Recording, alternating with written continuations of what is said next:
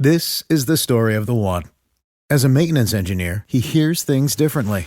To the untrained ear, everything on his shop floor might sound fine, but he can hear gears grinding or a belt slipping.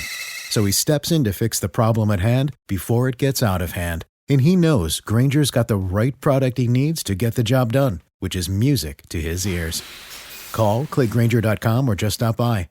Grainger, for the ones who get it done. With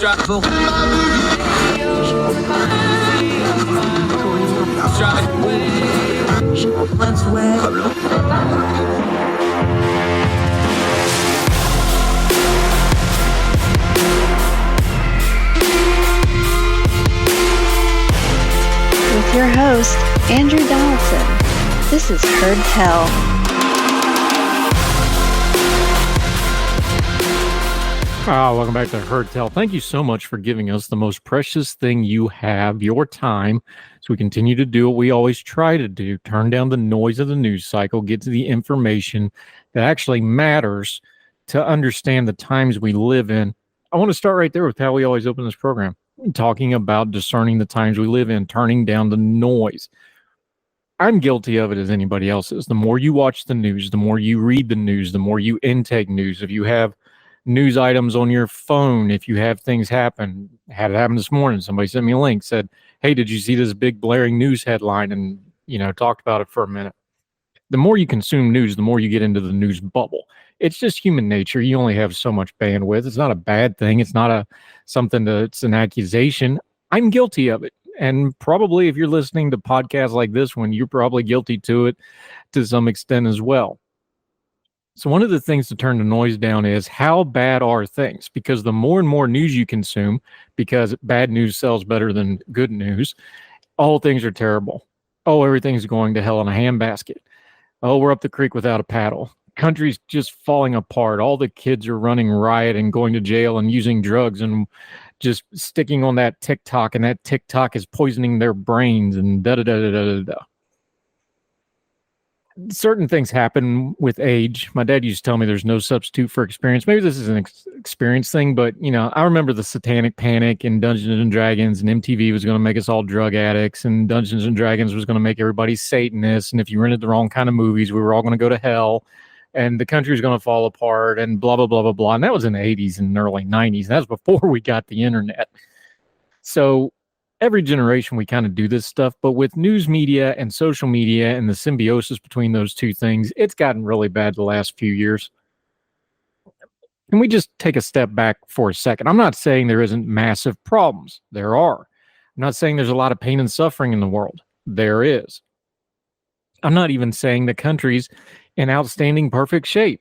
It's not. We got a debt crisis. We got a political confidence crisis. We got an accountability crisis in government. We still have a disengaged citizenry where even in 2020 presidential election, one of the highest turnouts in a long time, we still only got 66% turnout. That's just not good enough. For a representative democracy to work, we should have much more involvement in that. So that still says a lot of people are turned off by the process. We got lots of problems. We've got poverty. We have almost every school district in the country. We have children in their reading and math scores for fourth graders and eighth graders are just not good enough. If you can't read, you can't learn, because reading is how you teach yourself how to learn, even beyond what the school system does. These are things we should be really worried about. Don't talk about them much. We have healthcare problems, not just the healthcare system. We just had it happen again. Healthcare system had to take a kid to the ER a couple weeks ago, started sending me bills for it, paid the bill. They immediately turned around and said we didn't pay the bill, had to go round and round with them. Medical debt's an issue with folks. Medical billing's an issue with folks. Insurance is a thing with folks. We got problems with that. But how bad are things really? Even, let's take something really bad. January 6th was horrible. I hated it. I'm on the record with it. You can read what I've wrote and said about it in the past. I'm not going to rehash it all here. It wasn't the beginning and end of all human history, but it was a really bad day. It was a horrible day for the country. It was bad. It was ugly. It's some of the worst optics we've seen in a long, long time, especially in the social media age. And Congress was back in session a few hours after it was over. Oh, I know we've had over 1,000 people in court cases now, either charged or convicted or acquitted or so on and so forth. Over 1,000 court cases over the way people behaved that day. And of course, the political fallout with who was President Trump at the time, now candidate Trump trying to run again. I know there's a lot of after effects at it. There's many applications, but the interpretation of the event was Congress was back in session that very night. By the way, it's very telling for you to go back and listen to what some of those people said that very night and how they've acted since. Looking at you, Lindsey Graham, Senator, South Carolina, go look at how he behaved that night and how he's behaved since. But as bad as January 6th was, and it was terrible, and it was horrible, Congress reconvened a few hours later. The system held up. Everybody's lost their mind over the Donald Trump verdict. He's guilty. Look, he's got an appeals process coming. There's a lot of legal people that think he'll have a good grounds for appeal on at least some of these charges because of the way the underlying charges were brought and presented. He's entitled to an appeal, so don't go doing any hot takes about banana republics and the fall of the system and it's a rigged thing. Don't get caught up on all that, because what happens if he wins on appeal and gets thrown out? Make sure you got stuff you can walk back. And by the way, anybody that went into your social media feeds and your news feeds and was talking about banana republics and all this, and just go ahead and block and mute them. They're not giving anything to your life right now. No, it wasn't a witch hunt. No, it wasn't unfair, whatever unfair means. Look, fair is what you pay the bus driver. Fair is where you go to ride the rides when you're a kid and it comes to the county. This doesn't have anything to do with fair. It was a court of law. There was a jury. They found him guilty. He'll have an appeal. We'll see what happens. He has other court cases. But stopping back up for a second, the President of the United States was convicted of a crime by a jury of his peers. Our own presidents were not above the law there. Whatever you think of the verdict, just think of the historic nature of that. Now we have the Hunter Biden guilty verdict. Now, this is another case, kind of like the Trumps. There's no doubt he did something wrong here, but was it criminal? That's what the jury was deciding in this case. And by the way, Hunter Biden has other criminal cases involving tax charges coming. This is just the gun case. He lied on the federal form. The jury found this. This is, in my opinion, this is what the jury has found. He was convicted on 3 counts of lying on his federal firearms application to get a weapon, which he purchased, and that he lied about his drug use and other things on it. Of course, part of his problem is his drug addiction is well documented. Now, if you want to talk about addiction, I'm happy to do that. We don't have enough conversations about addiction. But the fact is, the son of the sitting president of the United States of America, after 5 years of investigation, this investigation goes back to before Biden took office, by the way. The son of the sitting president of the United States was convicted in court.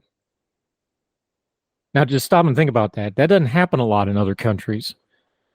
If you really had a banana republic, that sort of thing would never happen. Previous presidents would never have charges brought against them. The system's still holding up.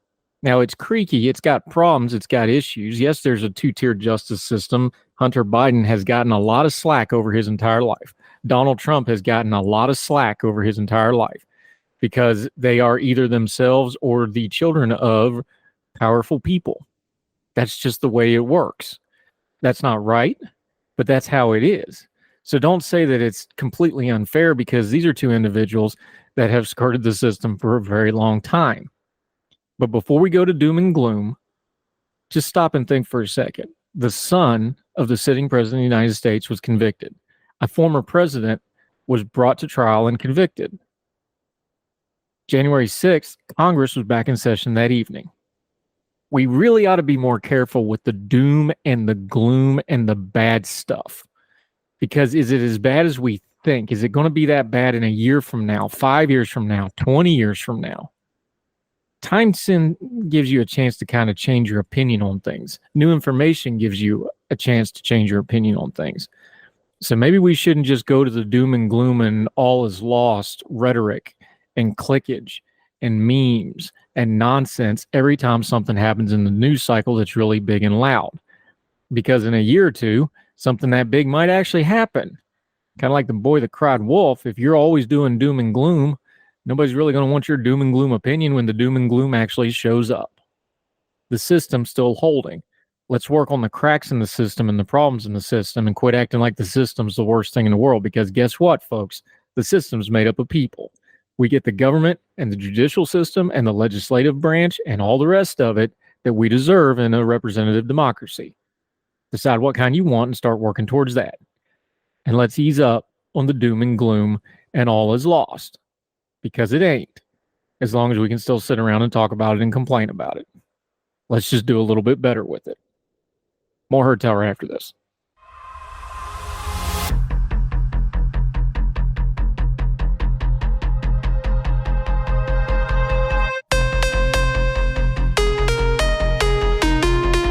This is the story of the one. As head of maintenance at a concert hall, he knows the show must always go on. That's why he works behind the scenes, ensuring every light is working, the HVAC is humming, and his facility shines. With Grainger's supplies and solutions for every challenge he faces, plus 24/7 customer support, his venue never misses a beat.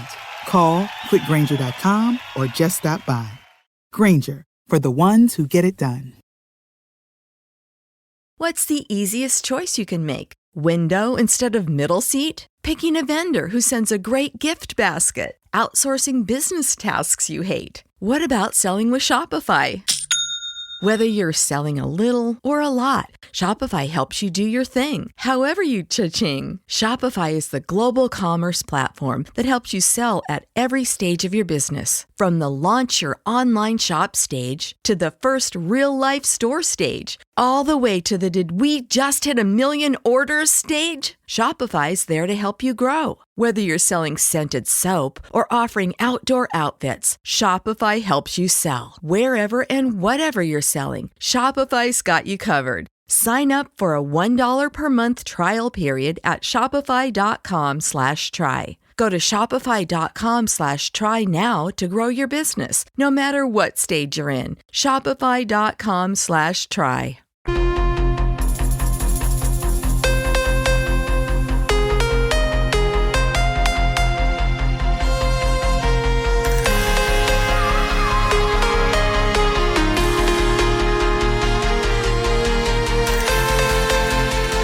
Now, welcome back to Herd Tell. I can't believe we have to keep talking about this Caitlin Clark thing, but here we are. This is amazing to me. Caitlin Clark got left off the Team USA. What's really happening here? We talked about this before. What's really happening with the Caitlin Clark thing is you have this marriage that was already ongoing between social and culture and political media that does the culture war stuff and political war stuff, and that's kind of all intertwined. And it creeps into the sports world because that's a different audience and it's a specific demographic and it's a specific way. And sports is kind of a universal thing to a lot of people the way politics isn't. So folks on both sides try to cross over in those mediums for viewership purposes, business purposes, things like that. This Caitlin Clark thing has just crossed all those streams and blown people away. My household last night was making fun of me like, why are you watching this basketball again? I just clicked on the last little bit of the Fever and Connecticut Sun game just to see what was going on. Fever was getting blown out again because Connecticut's one of the best teams. Fever's one of the worst teams. This is the third time they've played this year. They've all been blowouts. But I was just curious because it's interesting. It's amazing to watch. There's a couple strands of this that needs to be talked about. Now, first of all, this Team USA thing, it's a defendable basketball decision. Caitlin Clark did not go to the last pretrial workout camp because she was in the Final Four. So there was other people already involved in that process. You can legitimately have a conversation that she's not in the best 12. And you got to remember, you got to build a basketball team. So they're only going to take 3 or 4 guards probably for the entire team. Is she the best 3 or 4 guards in the league? No, not right now today. Maybe someday she will be, but she's not right now. The basketball decision here was infinitely defendable. It was probably the correct decision basketball-wise because there's better players, more experienced players. The international game is very different from the NBA, which Caitlin Clark is just learning, which is very different from the college game. And Team USA, remember, we've been dominant for many, many years. They really want to make sure they win. And people be like, well, it doesn't matter, 12th person on the bench. You have no idea who that 12th person on that bench was. Don't act like you did. Stop. The basketball decision is defensible for leaving her off. The business decision is really bad because the Olympics is a big-time viewing platform. It's a lot of money. NBC pays a lot of money for that. It's a lot of eyeballs. Business-wise, to grow the game, you probably would want to put her on there to increase the attention. Now, here's where the streams start getting crossed, though. Why that happened isn't being discussed as a basketball decision versus a business decision. It's being discussed as, however, people have already put their stamps culture war wise on the Caitlin Clark situation.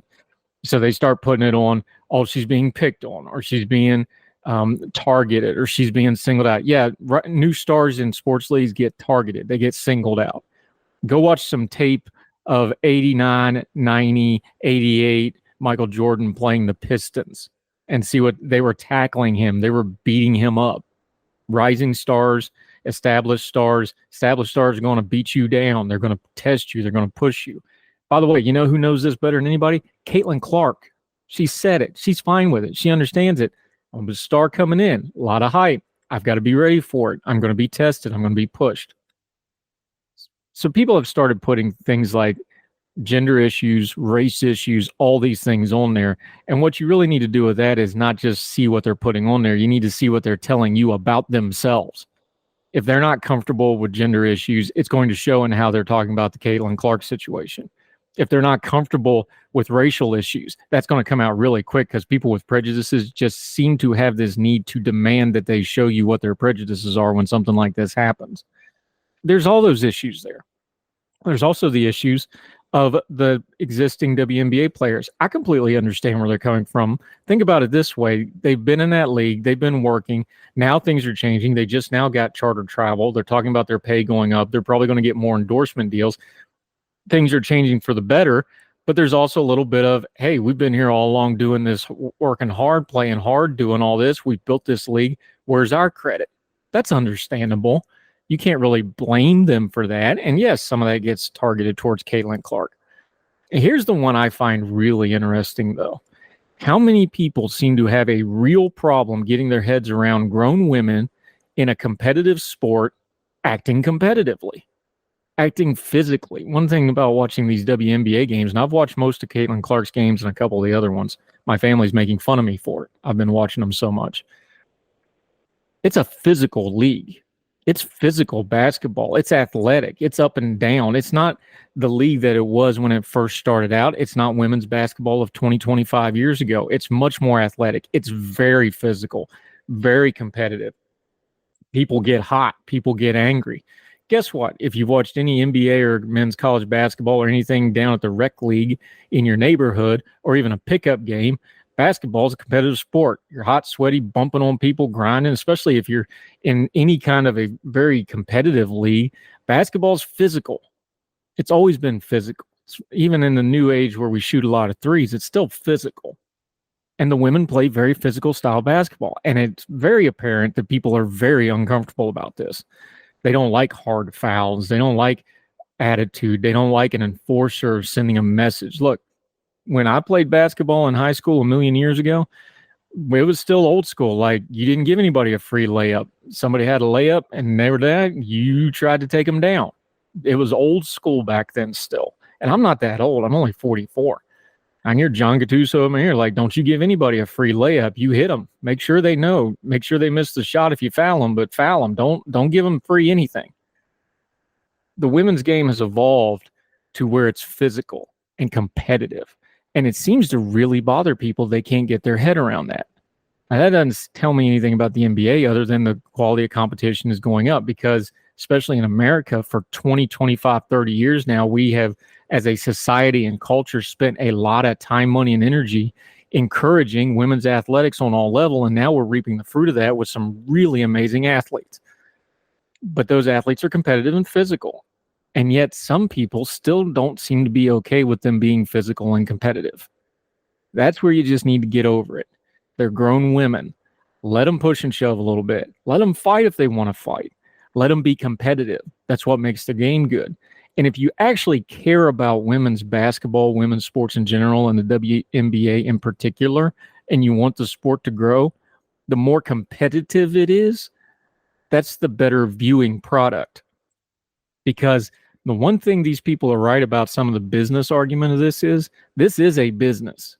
And the business product that's being presented on TV, the more competitive it is, the more fire, the more emotion, the better stories that makes, the better TV that makes, the better ratings you get, the more money for the players and the people involved in the league.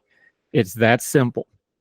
The NBA and the NFL do a great job of selling stories and making it a good TV product. The WNBA needs to embrace that as well. They need to do things to emphasize the personalities and the stories and the competitiveness. And everybody else is going to have to get used to that. And people that can't handle competitive women's sports, probably time to just start tuning them out. More Hurt Tell right after this.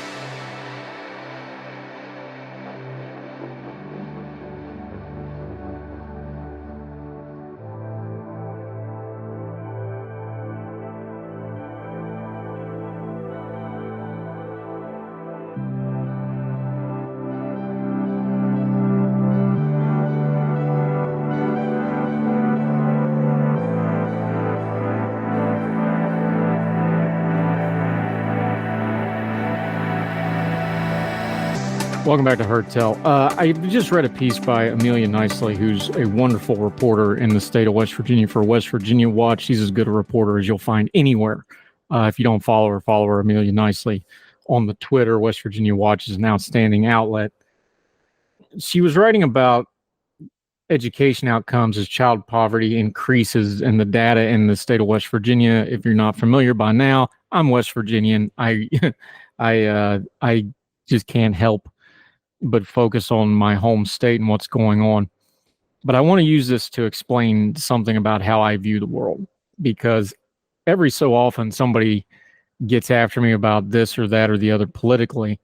I am pretty uninterested in partisan politics these days. I like watching it, but I watch partisan politics the way you'd watch pro wrestling. I know most of it's a fake show because the good guy and the bad guy are really working together to make money. That's how partisan politics works nowadays. There's not, the uniparty stuff's nonsense. Anybody that talks about uniparty, they're not a functional adult ready to discuss politics in America in the year of our Lord 2024. But partisan politics is really intramurals or JV. I want to deal with the varsity stuff, the stuff that matters, the stuff that really is important, and that's power structures, money, power, the usual stuff. Because the thing about partisan politics is once they're in power, they all become corrupt and don't have corrupting influences unless we hold them accountable and keep them on terror. So I don't really care about your partisan politics. If you make a partisan argument, you've already lost me, because I don't care who your person is. Even if I vote for them, my job once they're in office is to hold them accountable, not hold their hand and help them do whatever they want to do. But one of the reasons I get to that conclusion is because of my home state of West Virginia. West Virginia has been in the bottom of every measurable in poverty, education, healthcare, whatever you want to pick. They've been at the bottom for my entire life. So if partisan politics was going to fix things like education, healthcare, poverty, whatever, pick something, economic opportunity. The state of West Virginia, when I was a kid, was completely controlled by the Democratic Party. I'm talking just a handful of people in the legislature. Every now and then you'd get a Republican governor, maybe a Republican member of the House of Delegates every now and then in certain places. But all through the 80s, 90s, up until about 2000s, the early 2000s, it was as blue a state as there was in the Union. Over the last 25 years, it has gone to become one of the most red states in the Union. Donald Trump won it by the biggest margin of any state in 2016, 42 points. Deep, deep red state now politically. That much of a swing in that small of a time frame. And yet, you're still at the bottom in education, still at the bottom in health outcomes, still got poverty issues, has a huge opioid crisis. I've got more writing coming out very soon, and I'm never going to let go of what's going on in the child welfare system in West Virginia. It's appalling. It should be the top of the news item on every item. 7,000 foster kids, and they don't know what to do with them. We have dead children because of the CPS falling through the cracks. Now, I could get on a real long rant about those problems. And I'm blessed where I have platforms where I can write about them. I have pending writing out about the Kennedy Miller case right now, ready to go to publish. I have a couple different outlets. If I go to them and say, hey, I've got this piece about this, would you let me run it? They would run it. So I've got a position to do that, but that also brings a responsibility.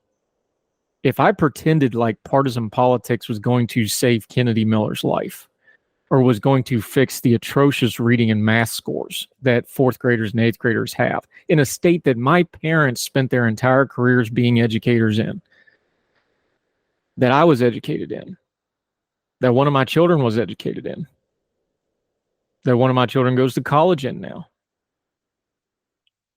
If I tried to just make all that about partisan politics, that's not truthful, because I have lived experience and I have the data that tells me that the same state with the same problems went from complete control by one political party to complete control of the other political party, and nothing meaningful changed outside of the nomenclature that we see on the advertisements when it comes election time. Oh, they'll point to some things they've done. They've done some things like school choice. I'm not against school choice. I think school choice is a good thing. There's individual policies you can pick out. There's been good Democratic governors. There's been good Republican governors. There's good Democratic House of Delegates and state senators and bad ones. What I'm saying for the big picture, though, is we get so caught up on the team jerseys and the politics of the partisanship when we have the data in a state right now in front of us within our lifetimes, the limits of what partisanship actually does. Because it's not partisanship and the party affiliations that actually change things. It's people holding their government accountable, state, local, federal, all of it, to do what they're supposed to do to get the people what they need from their government for the tax dollars that they take from them to provide those things. That's a very simple concept that we have completely lost sight of, because we're too busy fighting culture wars and winning team jersey wars between team red and team blue, or we get too head up about a certain politician and we think they're going to be the thing that saves all things, and therefore they can't have anything wrong with them, and I can't admit any failure to that person because then something's wrong with me, or admit the other side might have a point, blah, blah, blah, blah, blah, blah, blah. I'm tired of it. I don't care if you're a Republican, a Democrat, an independent, or the Grand Watusi of the Woola Wola. Whatever you are, once you are in office, even if I vote for you, even if I support you, even if I donated to your campaign, my support of you stops the minute you take the oath of office for whatever office you got elected to. And my job goes from support to accountability, because that's my job as a citizen. And that's what everybody else should be doing too. They're not your person once they get in office. They're our person serving us, and they need to serve us and be held accountable to what they're supposed to be doing. And if we don't do that, this is bad for the radio audience, but this is me gesturing broadly to everything that's going on right now. Unaccountable government by an unaccountable people is an untenable situation. Partisanship isn't going to fix that. More Hertel right after this.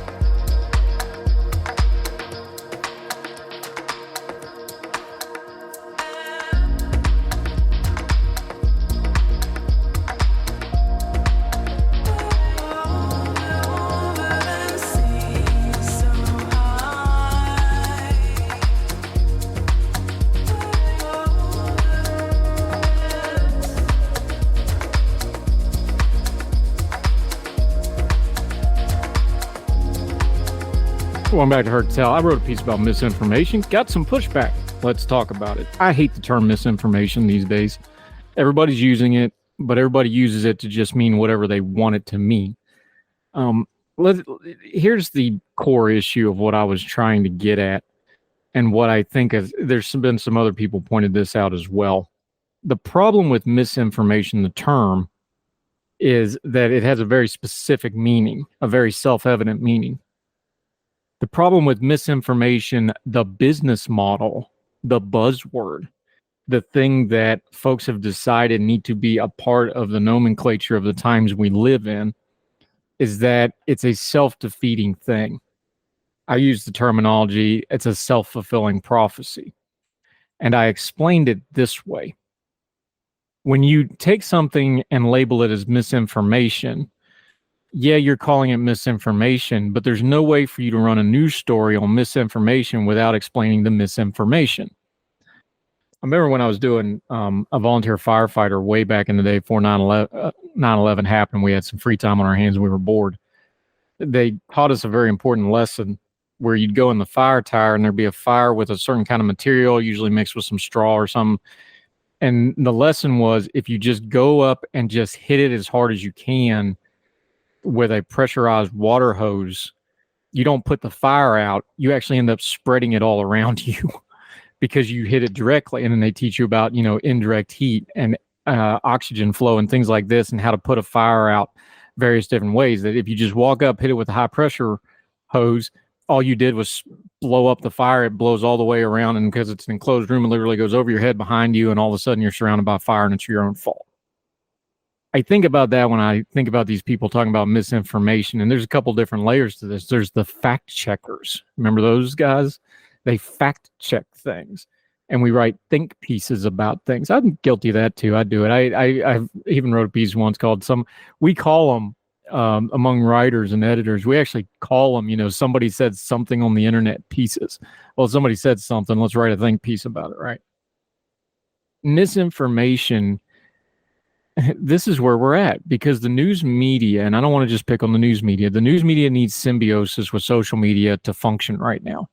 And one of the ways they do it is they pick out something either in social media or an alternate media or in a lower level media from and they'll pick it and they'll go, this isn't misinformation. They explain it. But like we were talking about with that fire bale, there's no way for them to cover it on their elevated platform without spreading it themselves. And it becomes this self-defeating thing, self-fulfilling prophecy. They're telling you the misinformation to more and more people just to explain its misinformation. They're writing think pieces and fact checks on stuff that 15, 20, 30 years ago, the news would not have even bothered worrying about.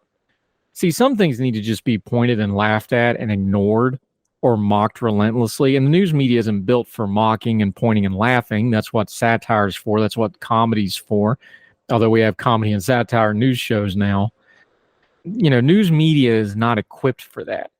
So when they seriously cover something that's ridiculous, the ridiculous thing automatically gets a note and an air of seriousness to it, even if they're denouncing it. There's this thing in media. Media is in what's called the signals business. There's meaningful signals and unmeaningful signals. The way they signal whether something's meaningful or not is really easy on TV media especially, but you can do this in radio and podcasting and other formats. Top of the story.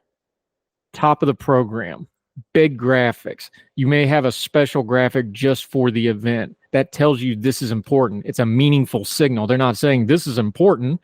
They're playing dramatic music. They have a screen graphic. Wolf Blitzer's standing there going breaking news in the way he always does. I love Wolf. I'm not picking on him, but he'll do it with the break, and they'll even make a special little graphic for it. That's a signal. It's a meaningful signal. Hey, this is important. Pay attention to this. That's the business the news media is in. Where in the newscast they put your item tells you how important it is. By and large, a newscast goes from most important to not least important, but lesser important than the most important thing. The most important thing also gets front loaded on what's going to get the most attention because it's a business model. This is the meaningful signals business. The problem is when the meaningful signals is about misinformation, you're kind of crossing your streams on what's important and what's not. And the meaningful signal, all of a sudden, is about something people immediately recognize as soon as you see it as something that is meaningless. In other words, you wind up on the wrong end of the boy who cried wolf moral. The wolf's coming, and the villagers come out with pitchforks ready to fight, and they're like, I didn't say it. And he's the wolf's coming, and he comes out, and then he's like, problem was eventually he said the wolf's coming, and the wolf really was coming, and nobody believed him anymore. News media and social media and alternate media want to be gatekeepers of information. But when they focus so much on misinformation, they're undercutting their own gatekeeping. Because gatekeeping bad information that as soon as you go, this is misinformation, and you spend time absorbing it, and people look at it and go, well, that's silly and stupid. I didn't need that explained. It's like talking to my teenagers, where my teenagers are just like, I didn't need you to explain that to me. I knew that already. But as a parent, I'm trying to explain it to them. That's how some of this starts coming off. Misinformation has lost all meaning. And our news media and our social media would be a lot better if people would recognize that, stop using the term as a pejorative, and as an explainer item in and of itself, and just go back to covering things as it needs to be covered. Now, that's probably more pie in the sky because misinformation trends well and it brings clicks and stuff. But what it's really doing is really, really harming the folks that we need to be able to rely on for accurate information. Or the way I put it in the piece, I'll link to it when I go off. It was on the Sunday newsletter if you subscribe at herdtell.substack.com. The way I put it is one person's misinformation is always going to be another's monetized keyword. Best we can do, try to know the difference. More Herd Tell right after this.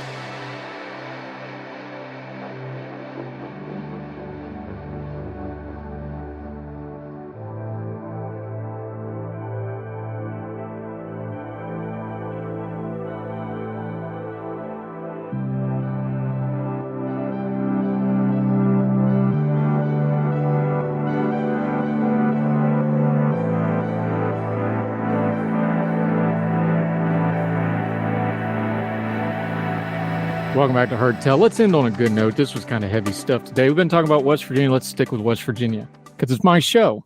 I do what I want. We're going to talk about West Virginia. But this is a really big deal, folks. West Virginia, of course, you know, I'm a foodie. I love food. Twitter Supper Club, the hashtag, if you want to join us. I love food. Chef Paul Smith has been a fixture in Charleston, West Virginia. That's the state capital for those of you that don't know, or if you're from Logan. And he's been a fixture for a long time. He's beloved for a lot of reasons. He was nominated for a James Beard. If you don't know what a James Beard is, it's hard to explain it. You may have heard it if you watch a lot of Food Network shows, chefs get introducing. It's a big deal. It's kind of like an Oscar. I don't even know how to explain it. People call it the Oscar of the food world, but it's a lot more to it than just that. It's a big, big, big deal. And Chef Paul Smith was up for it. They had a big watch party at Capitol Market, and he won Best Chef Southeast. That's a huge deal. And it's really important. Metro News, two words that I've never mentioned here before. West Virginia Chef Paul said as he accepted the prestigious award on Monday night. That would be Monday, the 10th of June, whenever you're listening to this. And there was an uproar from the hundreds of area residents as it was announced that Smith had won. They had gathered for a watch party at Capitol Market in downtown Charleston to show their support. Capitol Market Executive Director Evan Osborne said Chef Paul is a staple of the local culinary arts community and was only right for him to be taking home an award. Quote, he has done so much to lift our local food scene, from working with local producers to celebrating other restaurants and local chefs, so it's heartwarming to see anyone come together in this way. Along with being the owner of the three local restaurants, 1010 Bridge, Ellen's Ice Cream, and The Pitch, that's a sports bar, Chef Paul Smith is also Capitol Market's culinary ambassador, which means he's the face of everything the market does. He's also part of one old product brand called Blue Smoke Salsa that I actually knew the people that originally started it in Anstead years and years ago. They brought it back. They've redone the model. He's on the board for that. If you see Blue Smoke Salsa, go look that up. Back to the piece. As a free plug, didn't cost you anything. We're available, though. We take PayPal. Osborne said Smith's job doesn't end at his restaurant's closing time, quote, because I know that he's leaving to be down here to help do a lot of our local cooking classes with AARP, or to serve on I don't know how many boards of directors. He really lives and breathes not just Charleston, but all of West Virginia. Smith went up against culinary art aficionados from 5 other states: Georgia, Kentucky, North Carolina, South Carolina, Tennessee. Folks, I've spent a lot of time in Georgia, South Carolina, North Carolina. I got a home in North Carolina. The food down there is good. If you beat all them folks out, you're doing something. The James Beard Awards are considered to be the Academy Awards for Chef. Its categories are comprised of regions all across the country. Smith specifically accepted the award for 1010 Bridge, his flagship restaurant, as well as the particular restaurant that had been nominated. He was grateful for everybody. And I'll just add this in. He actually said ahead of time that the big deal for him was he wanted credit for the restaurant and the people that worked for him and everybody that supported him. This is a big, big deal for West Virginia. And I know he's a Charleston staple, but West Virginians, we're a little insular on things. When we get something like this, and he's one of our own, this is a huge deal to get a James Beard, to recognize not just the cuisine, but the culture of food that he has built up. As Charleston has really revitalized itself in some ways, still a city's got a lot of work to do in certain areas. But things like Capitol Market and the food scene's really coming on, and Chef Paul's a big part of that. And we want to make sure we take a minute to highlight that. If you go to Charleston, West Virginia, great little city, by the way, good place to visit, right down the road from the New River Gorge, not too far from up yonder. Come holler at our folks. But if you've never been through Charleston, good time to go visit, especially Friday nights on the levee. They do the live music right on the waterfront of the river. It's pretty cool. That'll do it for Heard Tell. However you're listening, however you're watching on YouTube or anywhere else. I don't know if anybody bootlegs this, but if it's a bootleg, let us know so we can get them the links to the actual stuff. iTunes, Spotify, iHeartRadio, any podcasting platform there are, including ones in India, Germany. There's one from Eastern Europe. I wasn't sure how to pronounce it, but I went ahead and put it in anyway, so we're on that one. You put in Heard Tell Show, you put in my name, you're going to get us. We appreciate you. Heard Tell Show at gmail.com if you want to reach out to us. Heard Tell Show on the Twitter if you want to find us on the Twitter machine, X, whatever Elon's calling it this week. Also, heardtell.substack.com, one-stop shopping for everything I do. If I do a media appearance, if I write anything anywhere that I can share back, it'll all be on there. You'll be able to find it. We've got some really big news coming up as far as my writing goes. I've got something that's going to be announced as I record this. I'm recording this Wednesday of this week. We're going to be able to announce something pretty exciting. Can't wait to share that with you folks. Something close to my heart, something I've been wanting to do. I think we can do some good work with it. But until then, wherever you and yours are across the street or around the world, we hope you're well. We hope you are well fed, and we cannot wait to talk to you again for more Heard Tell. Take care. All the music on Heard Tell is provided under a Creative Content license from monstercat.com. Somos la máquina.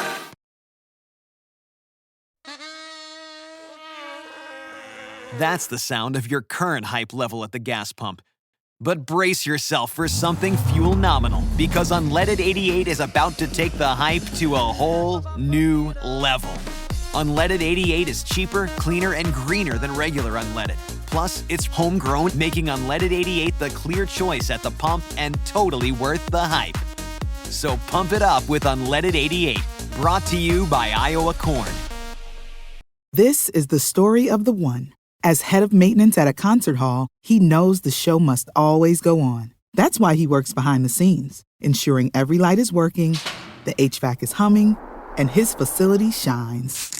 With Grainger's supplies and solutions for every challenge he faces, plus 24/7 customer support, his venue never misses a beat. Call quickgrainger.com or just stop by. Grainger, for the ones who get it done.